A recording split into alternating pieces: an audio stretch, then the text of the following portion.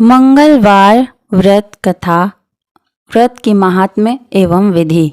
मंगलवार के दिन स्वाति नक्षत्र हो तो उस दिन प्रातः स्नान आदि से निवृत्त होकर पूजा स्थल पर मंगल यंत्र का निर्माण करें या मंगल देव की मूर्ति बनाएं। मंगल की मूर्ति का लाल पुष्पों से अर्थात षोडशोपचार पद्धति से पूजन करें। पूजन करते समय ओम अंगारिकाय नमः मंत्र का निरंतर उच्चारण करें। लाल वस्त्र पहनावें और गुड़ घी गेहूं से बने पदार्थों का भोग लगावें। पृथ्वी पर शयन करें। 7वें मंगलवार को मंगल की स्वर्ण मूर्ति का निर्माण कर उसका पूजन अर्चन करें। उसे 2 लाल वस्त्रों से आच्छादित करें। सटगंध, धूप, पुष्प, लाल चंदन, सद चावल, दीप आदि से पूजा करें। सफ़ेद कसार का भोग लगाएं। तिल, चीनी, घी का सांकल्य बनाकर ओम कुजाय नमः स्वाहा मंत्र से हवन करें।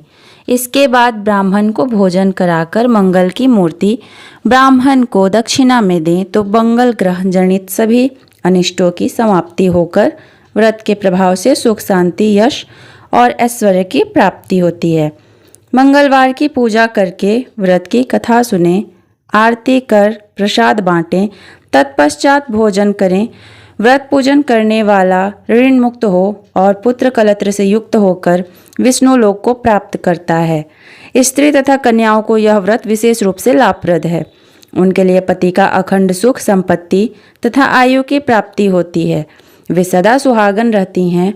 स्त्रियों को मंगलवार के दिन पार्वती मंगल गौरी पूजन करके मंगलवार व्रत विधि तथा मंगला गौरी व्रत कथा सुननी चाहिए।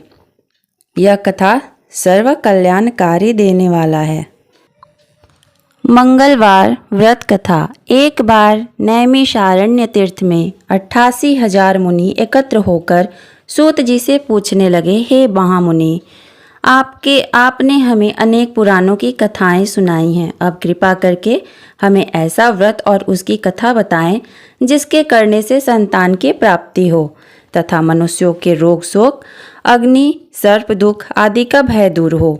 कलयुग में सभी जीवों की आयु बहुत कम है। इस पर यदि उन्हें रोग चिंता के कष्ट लगे रहेंगे तो फिर वे श्रीहरि के चरणों में अपना ध्यान कैसे लगा सकेंगे। श्री सूत जी ने कहा, हे मुनियों, एक बार युधिष्ठिर ने भी भगवान श्री कृष्ण से लोक कल्याण के लिए यही प्रश्न किया था।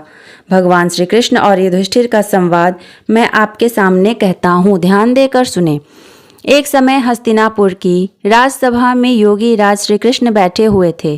तब युधिष्ठिर ने भगवान श्री कृष्ण से प्रश्न किया, हे प्रभु नंद नंदन गोविंद, आपने मुझे अनेक कथाएं सुनाई हैं। आज कृपा कर कोई ऐसा व्रत या कथा सुनाएं जिसके करने से मनुष्य रोग, चिंता तथा भय से मुक्त हो तथा उसे पुत्र की प्राप्ति हो। हे प्रभु, बिना पुत्र मनुष्य का जीवन व्यर्थ है, क्योंकि वह नरकगामी होता है। पुत्र के बिना मनुष्य पितृऋण से भी छुटकारा नहीं पा सकता। उसके पितृलोक में अतृप्त रहते हैं। अतः पुत्रदायक व्रत बतलाएं। भगवान श्री कृष्ण ने कहा, हे राजन, मैं एक प्राचीन इतिहास सुनाता हूँ, आप उसे ध्यानपूर्वक सुने। कुंडलपुर नामक एक नगर में नंदा नामक एक बुद्धिमान ब्राह्मण रहता था। उसका गुजारा जैसे तैसे चल ही जाता था, परंतु वह बहुत दुखी रहता था क्योंकि उसकी कोई संतान नहीं थी। उसकी पत्नी सुनंदा पतिव्रता थी। वह भक्तिपूर्वक श्री हनुमान जी की आराधना करती थी। मंगलवार के दिन व्रत करके अंत में भोजन बनाकर हनुमान जी को भोग लगाने के बाद स्वयं भोजन करती थी। एक मंगलवार को गृह कार्य की अधिकता के कारण वह हनुमान जी को भोग न लगा सकी। इस पर उसे बहुत दुख हुआ। उसने स्वयं भी भोजन नहीं किया। प्रण किया कि जब मैं अगले मंगलवार को हनुमान जी को भोग लगाकर ही अन्न जल कर ग्रहण करूंगी। 6 दिन तक ब्राह्मणी सुनंदा अपने प्रण के अनुसार भूखी प्यासी निराहार रही, परंतु 7वें दिन मंगलवार को वह प्रातःकाल ही बेहोश होकर गिर पड़ी। सुनंदा के इस असीम भक्ति से श्री हनुमान जी बहुत प्रसन्न हुए और उसके सम्मुख प्रकट होकर बोले, सुनंदा, मैं तेरी भक्ति से बहुत प्रसन्न हूँ, तू उठ और वर मांग। सुनंदा अपने आराध्य देव श्री हनुमान जी को अपने समक्ष पाकर आनंद से विहल हो उनके चरणों में गिर पड़ी और बोली, हे प्रभु, मेरी कोई संतान नहीं है, कृपा करके मुझे संतान प्रदान करें। श्री हनुमान जी ने कहा, तेरी इच्छा पूर्ण होगी, तेरे यहाँ एक कन्या उत्पन्न होगी, उसके अष्टांग प्रतिदिन सोना दिया करेंगे। इस प्रकार वर देकर श्री हनुमान जी अंतर्ध्यान हो गए। ब्राह्मणी सुनंदा बहुत हर्षित हुई। उसने यह समाचार अपने पति से जाकर कहा। ब्राह्मण देव कन्या का वरदान सुनकर पहले तो दुखी हुए, परंतु सोना मिलने की बात सुनी तो बहुत प्रसन्न हो उठे। विचार किया कि ऐसी कन्या के साथ मेरी निर्धनता भी समाप्त हो जाएगी। श्री हनुमान जी की कृपा से ब्राह्मणी ने एक सुंदर कन्या को जन्म दिया। 10वें दिन ब्राह्मण ने उस बालिका का नामकरण संस्कार किया। उसके कुल पुरोहित ने उस बालिका का नाम रत्नबाला रखा। कन्या ने पूर्व जन्म में विधि विधान से मंगलदेव का व्रत किया था। उसके पुण्यों के फलस्वरूप रत्नबाला का अष्टांग प्रतिदिन बहुत सोना देता था।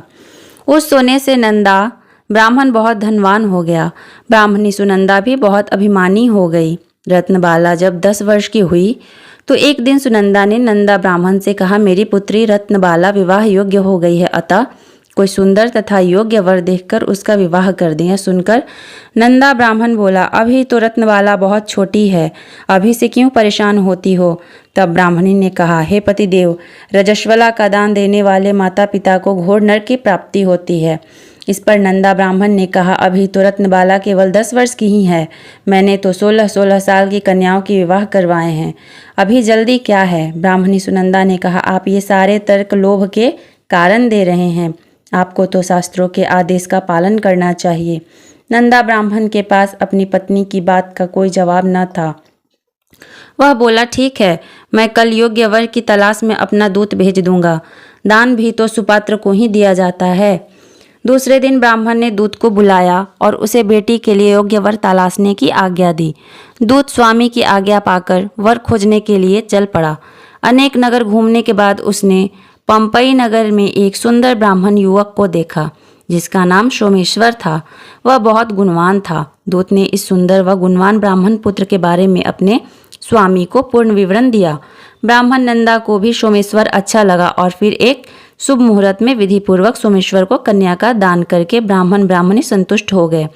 लोभी ब्राह्मण नंदा ने रत्नबाला का कन्यादान तो कर दिया था, परंतु वह बहुत खिन्न था। उसने विचार किया कि रत्नबाला अब ससुराल चली जाएगी, इससे जो सोना मुझे मिलता था वह आगे नहीं मिलेगा।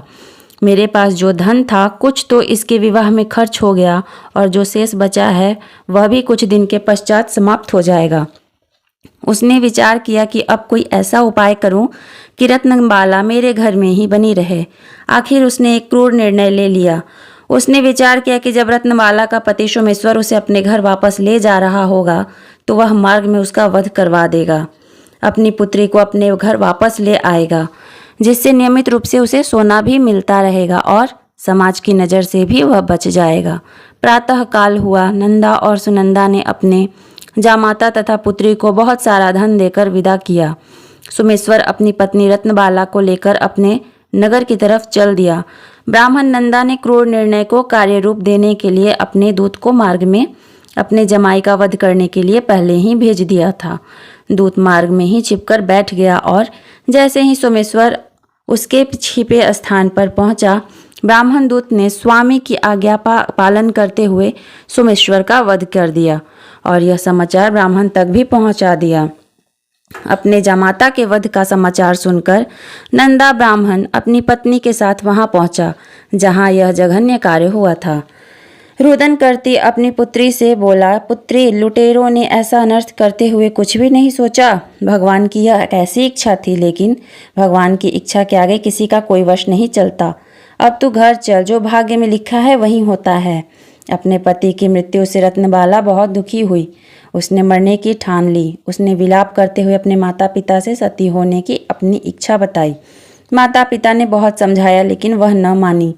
तब ब्राह्मण नंदा यह विचार करने लगा कि मैंने व्यर्थ में ही जामाता का वध करवाकर पाप अपने सिर ले लिया। रत्नबाला अपने पति के साथ अपने प्राण तक देने को तैयार है। मेरा तो दोनों तरफ से मरण हो गया। धन तो अब मिलेगा नहीं, जमाई वध के पाप के फलस्वरूप यम यातना भी भुगतनी पड़ेगी। यह सोचकर वह बहुत दुखी हुआ। सोमेश्वर की चिता बनाई गई। रत्नबाला सती होने की इच्छा से पति का सिर अपनी गोद में रखकर चिता में बैठ गई। जैसे ही चिता को अग्नि दी गई, वैसे ही प्रसन्न हो मंगलदेव वहाँ प्रकट हुए और बोले, हे रत्नबाला, मैं तेरी पति भक्ति से बहुत प्रसन्न हूँ, तू वर मांग। रत्नबाला ने अपनी पति का जीवन दान मांगा। मंगलदेव बोले, रत्नबाला, तेरा पति अजर अमर है, इसके अतिरिक्त तेरी तो जो इच्छा हो वह वर मांग। रत्नबाला ने कहा, हे ग्रहों के स्वामी, यदि आप मुझ पर प्रसन्न हैं तो मुझे यह वरदान दीजिए कि जो भी मनुष्य मंगलवार के दिन प्रातःकाल लाल पुष्प लाल चंदन से पूजन करेंगे, उसे रोग व्याधि ना हो, स्वजनों से कभी वियोग ना हो, सर्प अग्नि तथा शत्रुओं का भय ना रहे, उसका घर परिवार सभी प्रकार के सुखों से भरा हो, ऋणकर्ता ऋण मुक्त होकर धन संपत्ति का स्वामी हो जाए। जो स्त्री मंगलवार का व्रत करे वह कभी विधवा ना हो। मंगलदेव तथास्तु कहकर अंतर ध्यान हो गए। मंगलदेव की कृपा से सोमेश्वर जीवित हो उठा। रत्नबाला अपने पति को पुनः प्राप्त कर बहुत प्रसन्न हुई। सोमेश्वर अपनी पत्नी को लेकर अपने नगर को चल गया। रत्नबाला को यह पता चल गया था कि उसके पति की हत्या लोभ के कारण उसके पिता ने करवाई थी, लेकिन उसने इसे किसी को भी नहीं बताया। उसने पिता को क्षमा कर दिया। पति पत्नी ने आजीवन मंगल व्रत किया और मंगलदेव की कृपा से इस लोक का सुख ऐश्वर्य भोग कर अंत में स्वर्ग लोक को गई। इस प्रकार मंगलवार व्रत कथा यहीं समाप्त होती है। जय मंगलदेव।